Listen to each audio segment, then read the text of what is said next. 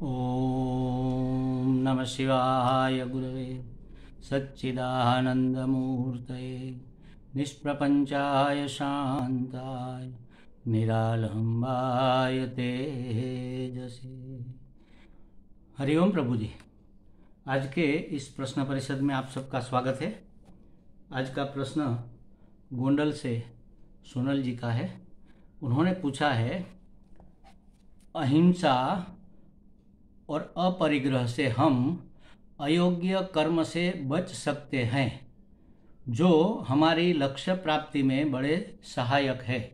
इसको कैसे समझे? इसको ऐसे समझो, एक उदाहरण देता हूँ।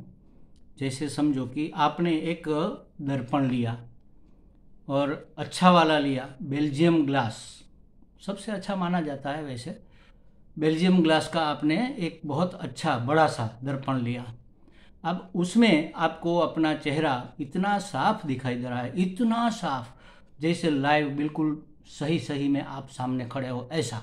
आपकी पलकों के जो बाल है उसकी नोक भी उसमें दिखाई दे रही है और वो भी इतनी साफ दिखाई रही है। देखो इतना साफ दिख रहा है इस दर्पण में। अब एक दो दिन आप उस कमरे में नहीं गए, आप कहीं बाहर गांव थे या 10-15 दिन के बाद गंगा जी का स्नान करने गए थे, स्नान करके वापस आए और गलती से एक बारी आपने खुली छोड़ दी थी, तो वहीं पर उसके पास ही दर्पण था। तो क्या होगा, दर्पण के ऊपर बहुत सी मिट्टी लग गई, बहुत सी धूल लग गई। हो सकता है उस दरमियान थोड़ी बारिश भी हुई हो यहाँ पर, तो उसका भेज भी लगा हो और इसके बाद फिर से इसके ऊपर मिट्टी लगी, तो दर्पण इतना मैला हो गया, 2-3 परत उसके ऊपर चढ़ गई मैल की, मिट्टी की, धूल की। अब आप देखोगे तो ऐसे ही कुछ किए बगैर अगर आप ऐसे ही अपने आप को उसमें देखोगे तो आपकी पलकों के बाल तो क्या, आपका चेहरा भी साफ दिखाई नहीं देगा। ज़्यादा से ज़्यादा ये हो सकता है कि कोई व्यक्ति दिख रहा है इसमें, आप अपने आप को पहचान लो, इतना स्पष्ट भी शायद ना दिखे। तो अब क्या करना होगा? अपने आप को साफ साफ देखने के लिए, अपने आप को साफ साफ देखना माने अपने आप को जानने के लिए कि अभी मैं कैसी दिख रही हूँ, अभी मैं कैसी हूँ, मेरे बाल कैसे हैं, मेरे गाल कैसे हैं, मेरे ओठ कैसे हैं, मेरी नाक कैसी है, कहीं पर दाग तो नहीं लगा, सब साफ सुथरा तो है। या तो आपको काजल लगाना है, आपको तिलक लगाना है, बिंदी लगानी है, तो कहाँ पर कैसे ये उंगली यहाँ पर ले जाए, ये सब देखना है अगर आपको। तो क्या करना होगा? पहले दर्पण को साफ करना होगा। कैसे साफ करोगे? पहले कपड़ा लेकर उसको झाड़ दोगे, लेकिन नहीं गया तो इसको पोंछ दोगे, फिर भी नहीं गया तो इसके ऊपर पानी छिटकोगे और फिर उसको फिर पोंछोगे, फिर भी नहीं गया तो ज़्यादा पानी डालकर उसको धो लोगे, बिल्कुल साफ सुथरा करके, साफ करके फिर पेपर से, न्यूज़पेपर से उसको पोंछ कर बिल्कुल इतना साफ कर दोगे जैसे पहले था। तब क्या होगा? तब आपका चेहरा बिल्कुल साफ साफ दिखने लगा, आपकी भौहें, आपकी ये पलके, आँख की, उसके बाल सब दिखने लगे, एकदम साफ सुथरा दिखने लगा। बस यही उदाहरण हमारे जीवन में अपने आप को जानने के लिए, अपने आप को माने, अपने आप माने कि मैं को, और मैं कौन हूँ? आत्मा। मैं आत्मा को जानने के लिए हम कहाँ ढूंढेंगे उसको, कहाँ देखेंगे? अपने अंदर, अपने भीतर झांकेंगे, हमारे अंतःकरण में देखेंगे। अंतःकरण शुद्ध सत्व गुण से बना हुआ है। सत्व गुण से बना हुआ है माने एकदम क्लीन है, एकदम साफ सुथरा है, स्वच्छ है। और कैसा है? बिल्कुल पवित्र है, उसमें कुछ मैल नहीं है, कुछ मिलावट नहीं है। और ऐसा जब साफ सुथरा होता है ना, वह तो है, अंतःकरण तो दर्पण जैसा है, लेकिन वो पानी का दर्पण समझ लो, पानी में भी अपना मुंह दिखता है ना, पानी जैसा है। तो वह अगर साफ सुथरा है तो वह स्थिर भी होगा।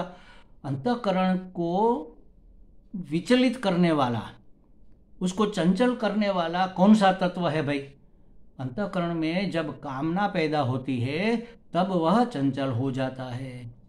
तो ये काम, क्रोध, लोभ, मोह, मद, मात्सर्य, ये सभी अंतःकरण के मैल है। अब उसमें लगे हुए मैल को हमें झाड़कर, पोंछकर, धोकर साफ करना है, पवित्र करना है। और पवित्र करने के बाद उसको स्थिर करने की ज़्यादा जरूरत नहीं पड़ेगी, साफ सुथरा हो जाएगा तो अपने आप स्थिर हो जाएगा। कामना उसमें से निकाल दो, काम क्रोध लोभ ये सब मैल है उसके, इसको हमने जान पोंछ कर धोकर साफ कर दिया, अब कामना ही नहीं रही तो उसमें चंचलता क्या रहेगी? चंचलता क्यों है हमारे मन में? कोई कामना है, कुछ चाहिए, अभी कुछ कमी है हम में, अभी हमें कुछ बनना पड़ेगा, अभी हमें कहीं पहुंचना पड़ेगा, अभी हमें कुछ करना पड़ेगा, तब हम पूर्ण होंगे, हम ऐसा मान रहे हैं।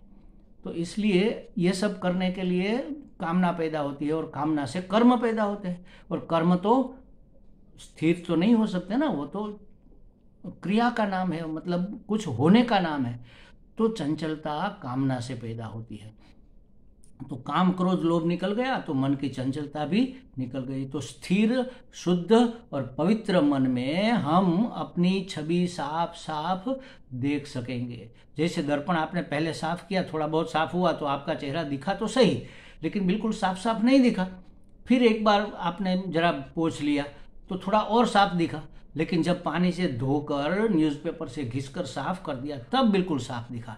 तो एक भी मैल जो हमारे मन का है, जो दोष है, उसको एक भी को हटाएंगे तो हमारा प्रतिबिंब थोड़ा स्वच्छ हो जाएगा। काम क्रोध लोभ, देखो लोभ छोड़ा तो थोड़ा साफ हो गया, फिर क्रोध छोड़ा थोड़ा साफ हो गया, फिर कामना निकल गई, बिल्कुल साफ हो गया। तो ऐसे जो जो मन को चंचल करने वाले मैल है, जो जो मन को विचलित करने वाले और अंधा करने वाले, अंतःकरण को अंधा कर देने वाले, मतलब कि उसको मैला कर देने वाले जो मैल है, वह ये सब है काम क्रोध लोभ मोह मद मात्सर्य। और काम क्रोध, क्रोध के कारण हम हिंसा करते हैं। तो हिंसा उसका परिणाम है, हिंसा को छोड़ दिया मतलब क्रोध को हमने कंट्रोल में किया, क्रोध को कंट्रोल में किया माने हमारी कामना को हमने रोका, कामना को बढ़ते हुए हमने रोक दिया। तो ये जो आपने तो दो ही लिखे हैं, अहिंसा और अपरिग्रह से हम अपने कर्म, अयोग्य कर्म से कैसे बचेंगे। ये कर्म अयोग्य ही तो है जो हमारे मैल को और बढ़ाते हैं, हमारे अंतःकरण में लगे हुए मैल को और गाढ़ा करते हैं। तो उससे बचने के लिए हमें अहिंसा और अपरिग्रह का पालन, आपने दो ही कहे, लेकिन वास्तव में हमारे शास्त्र ने 5 महाव्रत कहे हैं। महाव्रत माने क्या? व्रत से क्या होता है? व्रत करते हैं ना, जब बहनें व्रत करती है, भाई व्रत, एकादशी का व्रत है, समझो परम पवित्र है, बहुत महान व्रत है। तो ये महाव्रत ये 5 है, सत्य, अहिंसा, अपरिग्रह, अस्तेय और ब्रह्मचर्य। अहिंसा तो हम जानते हैं, किसी को ईजा नहीं पहुंचाना, किसी को दुख नहीं पहुंचाना, शारीरिक रूप से या मानसिक रूप से, वाणी से, मन से और कर्म से किसी को दुख न पहुंचे, उसका नाम है अहिंसा। अपरिग्रह का नाम है संग्रह न करना। हमें जो पसंद है, हमें जो चाहिए, उन चीज़ों का अगर हम संग्रह कर लेंगे तो ज़रूरतमंद को वह चीज़ मिलेगी नहीं, और हमारे यहाँ फाजल में वैसे ही पड़ी रहेगी। तो अपरिग्रह, ये लोभ, इसमें से लोभ पैदा होता है, लोभ के कारण हम परिग्रह करते हैं।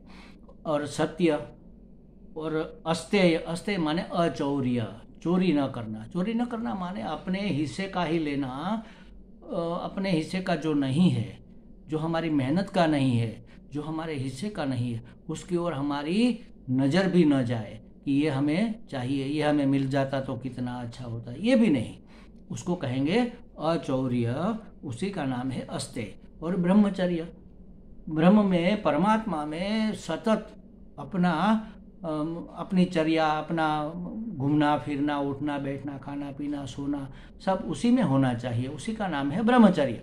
शारीरिक ब्रह्मचर्य तो है, मानसिक ब्रह्मचर्य भी है, लेकिन ये आध्यात्मिक ब्रह्मचर्य है।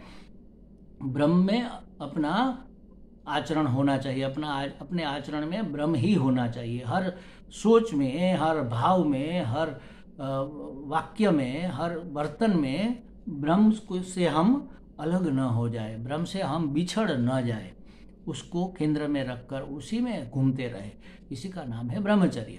तो ये सत्य, अहिंसा, अपरिग्रह, अस्तेय और ब्रह्मचर्य, ये 5 महाव्रत कहे गए हैं। महान व्रत है ये, बहुत सामान्य व्रत नहीं है। आप गुरुवार का उपवास करते हैं या आप और ऐसा कोई व्रत करते हैं, जैसे ये वो आता है ना, पीपल को पूजते हैं, हमारी बिटिया, हमारी बहुएं, हमारे स्त्रियां, हमारे महिलाएं पीपल को पूजते हैं। और ये वो व्रत आता है जब चांद को देखकर अपना उपवास छोड़ती है, क्या कहते हैं पता नहीं, मैं भूल गया उसका नाम। तो ये सब व्रत तो है, व्रत है, इससे पुण्य मिलता है, आपकी कामना पूर्ण होती है। लेकिन महाव्रत, इससे बड़ा कोई व्रत नहीं, ऐसे महाव्रत ये 5 है। तो इसको करने से हमारे अंदर अहिंसा आएगी, मतलब कि हमारे हिंसा भाव का विसर्जन होगा, मतलब कि क्रोध गया, क्रोध का ही परिणाम तो हिंसा है।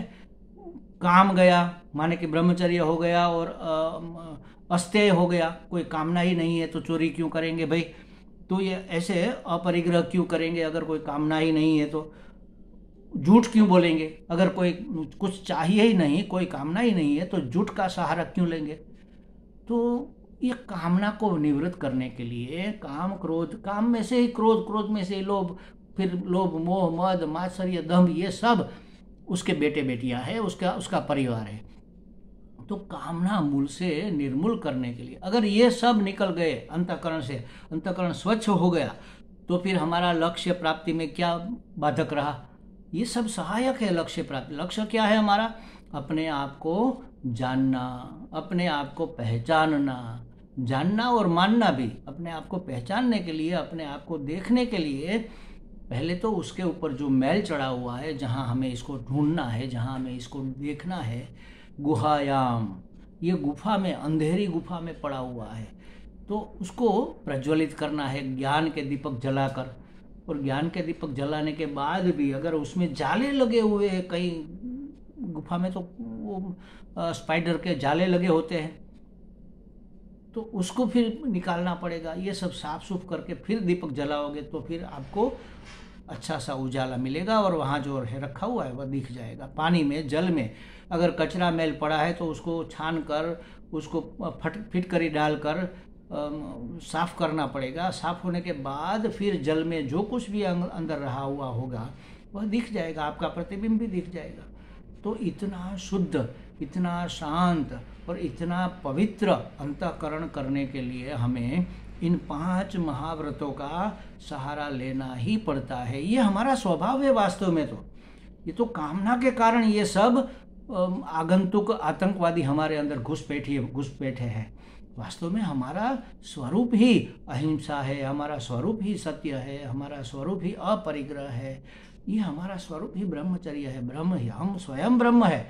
फिर ब्रह्मचर्या करने की बात ही कहाँ रही, हम तो ब्रह्म है ही, अहम ब्रह्मास्मि।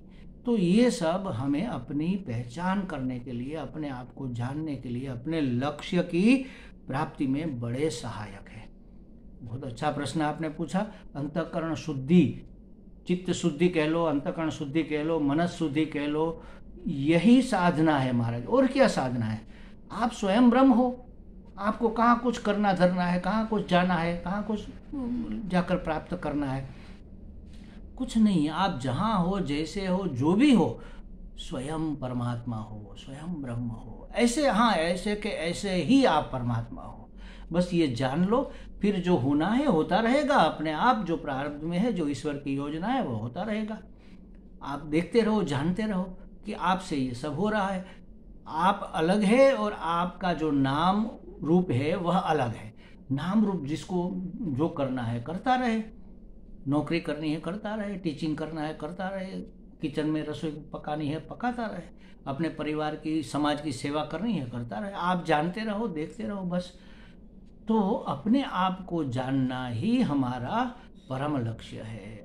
अपने आप को माने आत्मा को, आत्मा का ज्ञान प्राप्त करना, और आत्मा ही परमात्मा है, अहम ही ब्रह्म है, ऐसा जब तक नहीं जान लेंगे तब तक हमारी यात्रा पूरी नहीं होती है। और इस यात्रा में ये सब 5 व्रत, सत्य, अहिंसा, अपरिग्रह, अस्तेय और ब्रह्मचर्य, ये 5 महाव्रत हमारे बहुत बड़े सहायक है। इसको अपनाए बगैर कोई भी, चाहे कोई भी क्यों ना हो, चाहे कितना बड़ा तपस्वी क्यों ना हो, कोई भी ब्रह्म की प्राप्ति, ब्रह्मात्मा ऐक्य का अनुभव, अपरोक्ष अनुभूति कर ही नहीं सकता।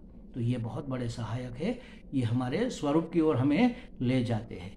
तो इस तरह से ये हमारे लक्ष्य की प्राप्ति में, ध्येय की सिद्धि में सहायक है। हमें लगता है सोनल जी को कुछ स्पष्टता हो गई होगी। ओम।